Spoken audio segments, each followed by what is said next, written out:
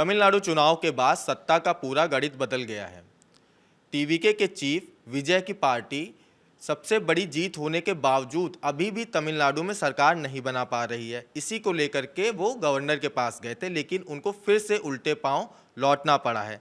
इस मामले में पूरी जानकारी देंगी हमारे साथी आकांक्षा जी। सौरभ, तो एक डीएमके के सीनियर लीडर हैं टीकेएस इलांगोवन, उन्होंने कहा है इंडिया ब्लॉक इज गॉन। ये इसलिए क्योंकि डीएमके के साथ कांग्रेस पिछले 11 सालों से जुड़ी थी, लेकिन अभी वो उसे छोड़ के टीवीके के पास चली गई है, तमिलनाडु वेट्री कळगम, जो कि विजय की पार्टी है, तलपति विजय।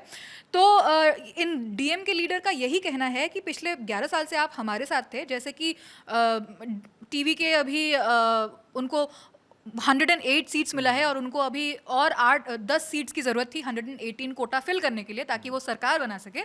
तो उसको आप समर्थन देने के लिए हमारी पार्टी, आप हमें छोड़ के जा रहे हैं, ये उनका कहना था। और इसी को उन्होंने धोखा देना और पीठ में छुरा घोंपना जैसा बताया उन्होंने जी। लेकिन कांग्रेस ने उनको समर्थन दिया। कांग्रेस के पास 5 सीटें थीं और उन्होंने टीवीके को समर्थन दिया, जिसके बाद टीवीके के चीफ की तरफ से बयान आया था कि वो और भी छोटी छोटी पार्टीज का समर्थन लेकर के सरकार बनाएंगे। इस मामले में अभी क्या चीज़ें चल रही हैं, क्या अपडेट आ रही हैं?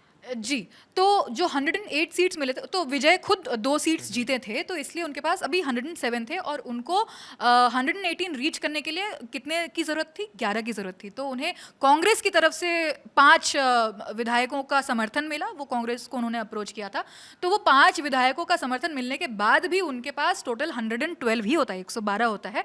उसके बाद भी उन्हें 6 सीट्स की और ज़रूरत थी। तो उन्होंने डिसाइड किया कि वो सीपीआई, सीपीआईएम, वीसी के उनके तरफ बढ़ेंगे, अप्रोच करेंगे उन्हें, और जो लेफ्ट पार्टीज़ है वहाँ की, और उनसे विधायकों का समर्थन मिलेगा और वो शायद 118 जो मार्क है वो टच कर पाएंगे, ताकि सरकार वो बना पाए। हालांकि जो ये जो लेफ्ट पार्टीज़ है वीसी के तो ये जो लेफ्ट पार्टीज़ है 3, उनके मेंबर्स ने कहा है कि वो लोग अपने रेस्पेक्टिव लीडर्स से बात करके ही किसी फैसले पर पहुंचेंगे और जो भी फैसला होगा वो बताया जाएगा। तो टोटल 107 सीटें हुई और उसमें 5 सीटों का समर्थन कांग्रेस ने दिया।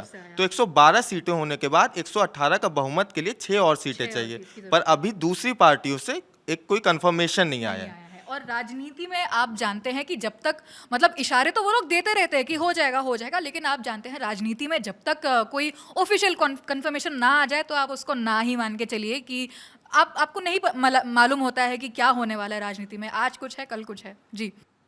तो कांग्रेस ने अपना समर्थन देने का फैसला कर लिया है, लेकिन टीवीके अभी भी सत्ता में आने के लिए बहुमत साबित नहीं कर पाई है। जिन भी पार्टियों का समर्थन टीवीके को मिलेगा उनका हम आपको अपडेट देते रहेंगे। मैं हूं सौरभ, मेरे साथ है मेरे साथी आकांक्षा। देखते रहिए दी लल्लन टॉप।